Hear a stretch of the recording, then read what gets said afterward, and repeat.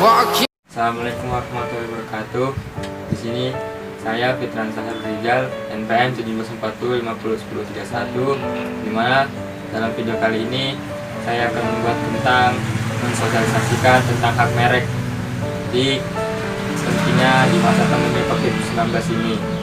Dimana dalam video kali ini saya buat untuk menyelesaikan tugas penyelesaian akhir semester hak kekayaan intelektual atau HKI yang diampu oleh dosen Zulfia Maka SHMH. Dimana dalam pembuatan video kali ini saya tidak sendirian, saya akan ditemani oleh Zulfikar Ramadansyah. Oke, di sini saya akan bertanya kepada saudara Zulfikar, kamu tahu nggak itu hak merek itu apa? Yang setahu kamu saja. Oke, di sini kita masuk tentang hak merek. Mana saya akan bertanya kepada saudara Zulfikar, apakah kamu tahu tentang hak merek? Hak merek itu apa? Hak merek? Hak merek menurut saya hak untuk barang atau benda yang dilindungi oleh negara, menurut pemahaman saya. Oh, jadi begitu. Oke, jadi begitu menurut pemahaman kamu.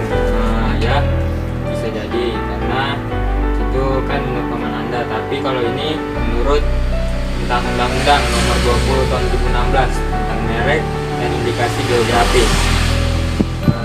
Dari pertama ya, merek.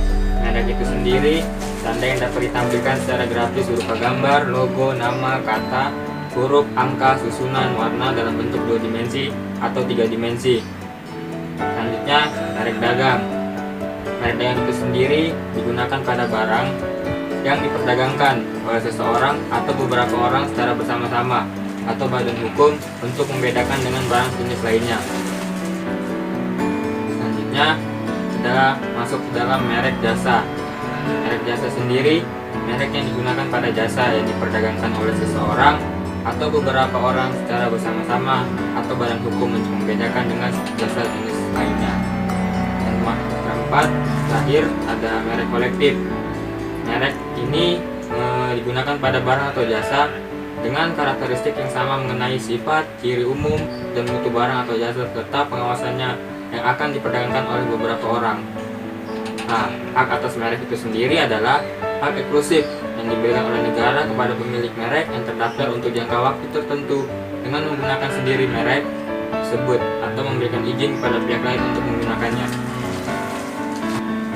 Oke, saudara Zulfikar sendiri, apakah kamu tahu dari tiga perbedaan dari merek tersebut, dari merek dagang, merek jasa, atau merek kolektif? Bolehlah salah satunya yang kamu tahu itu, misalnya merek dagang itu apa? Contohnya Merek dagang, merek dagang sama merek jasa atau merek kolektif, masukin dari ketiga di undang-undang tersebut. tidak ada sama sekali. Oke, jadi begitu yang kamu ketahui. Nah, di sini saya akan menjelaskan lagi. Contohnya kalau merek dagang itu kayak Yakuwa, Indomie, Pepsodent begitu.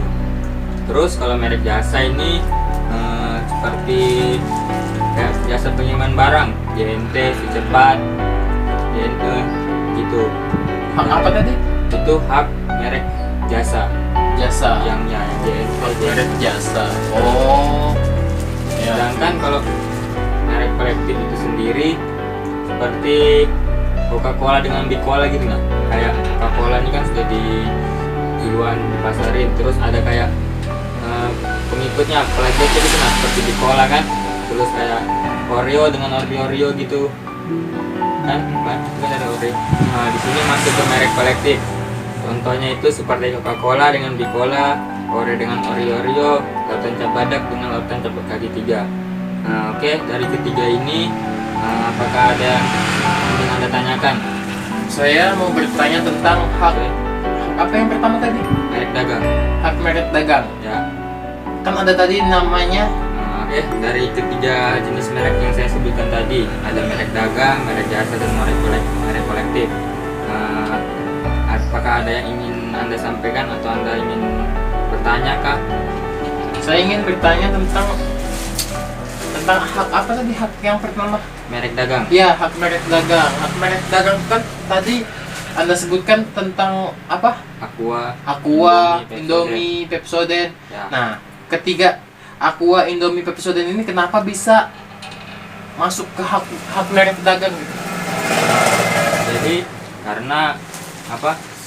Dari Aqua, Indomie dan Pepsodent, pabrik-pabriknya ini sudah kayak mengkualifikasikan ini merek dagangnya namanya Aqua, ini merek dagang Indomie. Jadi dari ketiga ini itu semuanya kayak sudah disetujui oleh pembuat pabriknya. Jadi kayak misalnya tidak ada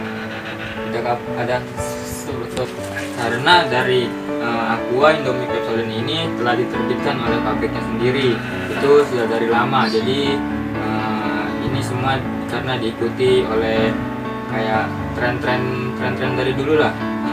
Itu biar agak semuanya ada perbedaan nama-nama dan masing-masing barang ini.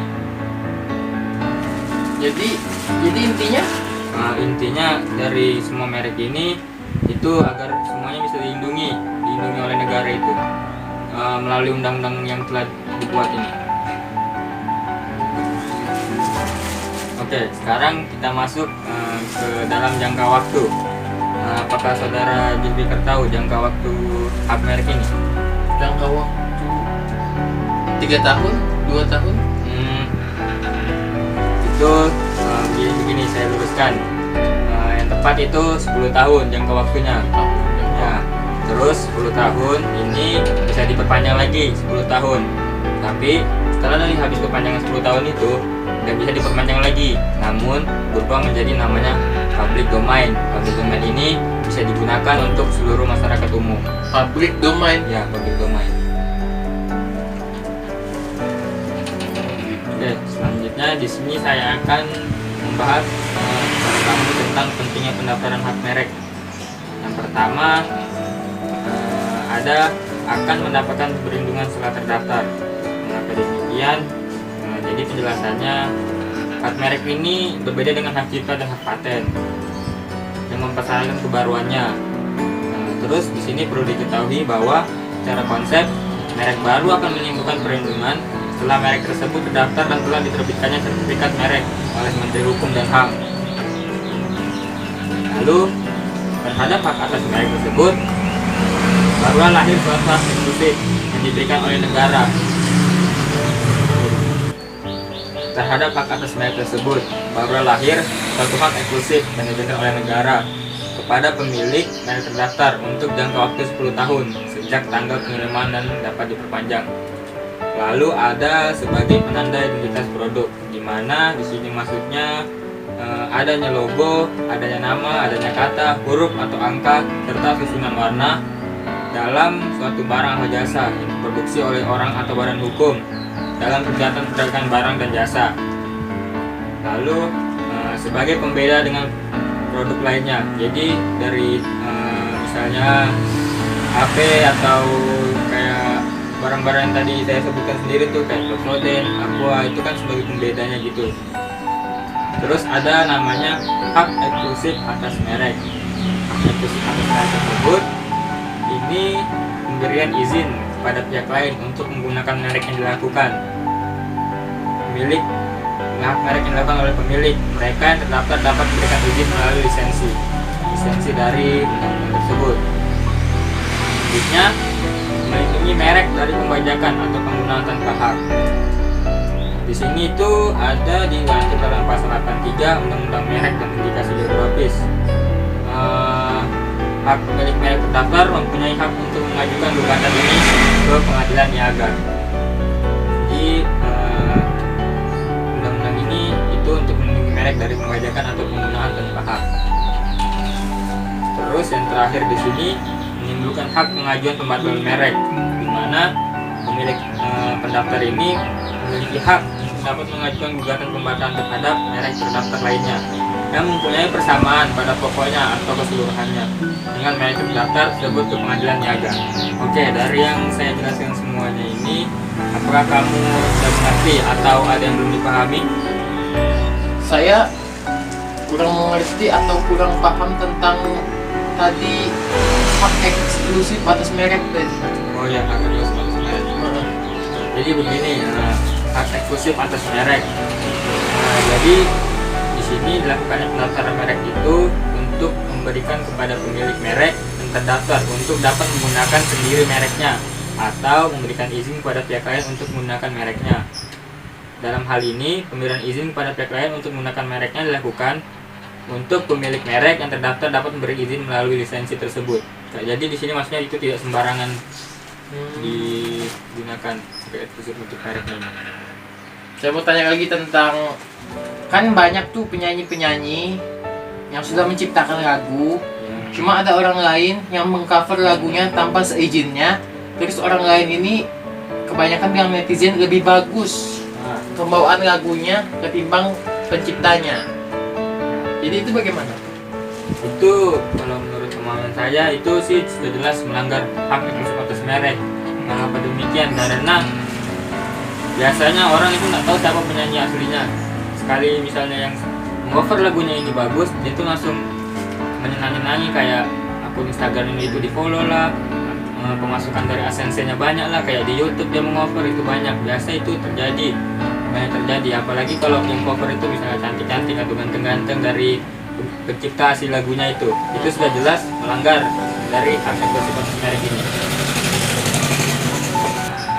Oke, kita masuk ke pembahasan terakhir kita, yaitu di dalam situasi pandemi ini pendaftaran hak merek ini memiliki pelayanan yang diberikan oleh Direktur Jenderal Kekayaan Intelektual sudah cukup baik, di mana secara beberapa layanan ini bisa dilakukan secara online. Pendaftaran ini online semua melalui website yang ada di Direktur Jenderal Kekayaan Intelektual. Dari akibat wabah ini, banyak pebisnis dari level UMKM ini yang kemudian menjadi pivot dan menghasilkan bisnis baru. Jadi banyak hasil-hasil yang bagus yang dituangkan dan dilahirkan dari UMKM tersebut, dimana namun lagi di sini harus dipertimbangkan untuk mengamankan mereknya tersebut agar tidak semena-mena orang menggunakan mereknya atau diplagiatkan mereknya itu. Apabila finish tersebut setelah dilanjutkan, setelah finish berakhir ini, setiap orang itu bisa melanjutkannya. Misalnya pandemi ini sudah berakhir, semua itu bisa masih dilanjutkan sesuai dengan undang-undang yang berlaku. Jadi dari semua yang saya bahas tadi, saya ditarik kesimpulan di mana kesimpulan ini ada 3 merek, yaitu merek dagang, merek jasa, dan merek kolektif, di mana dalam tengah pandemi COVID ini semua yang dilakukan oleh para UMKM atau pedagang lainnya itu bisa didaftarkan secara online untuk memberikan hak merek tersebut melalui Jenderal Direktorat Kekayaan Intelektual tersebut. Maka itu sekarang ini dimudahkan selama pandemi COVID ini, semuanya bisa dibilang serba online. Jadi tidak ada kata ini belum didaftarkan, ini belum diberikan hak merek atau bagaimana. Jadi semua ini sudah simpel, bisa melalui online, melalui Direktorat Pajak, dan itu semua melalui undang-undang yang sudah berlaku ini. Oke, mungkin cukup sekian video yang saya jelaskan tadi. Apabila ada kekurangan kata, kesalahan kata, dan kesalahan perbuatan saya mohon maaf besar-besarnya. Assalamualaikum warahmatullahi wabarakatuh.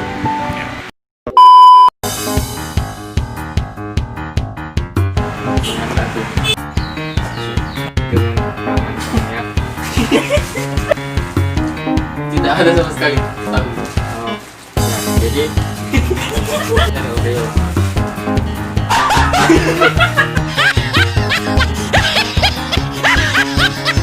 Kan ada tadi namanya.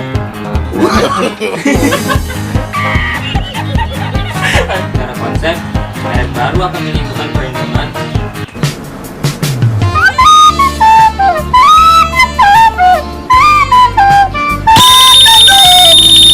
Silakan tanya. Oh. Mungkin